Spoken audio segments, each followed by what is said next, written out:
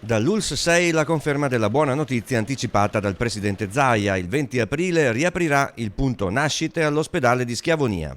Lunedì ci stiamo preparando per riaprire. Stavamo ovviamente lavorando per poter cominciare, appunto, come dicevo prima, lentamente a tornare a quella che è una normalità, pur consapevoli che è una normalità che si inserisce in un momento comunque di emergenza, seppure minore, ma insomma il quadro epidemico che rimane.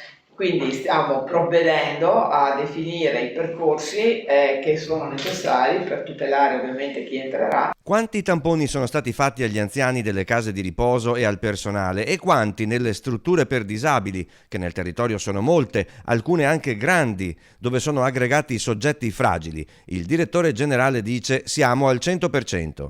6.200 tamponi fatti solamente nelle strutture residenziali, nelle case di riposo, più i quasi 3.000 kit rapidi. Tamponi e prelievi che nelle RSA e nelle residenze per disabili verranno ripetuti, ha assicurato il direttore generale. Sul territorio è stata importante l'attività dei distretti, anche con la collaborazione della Protezione Civile.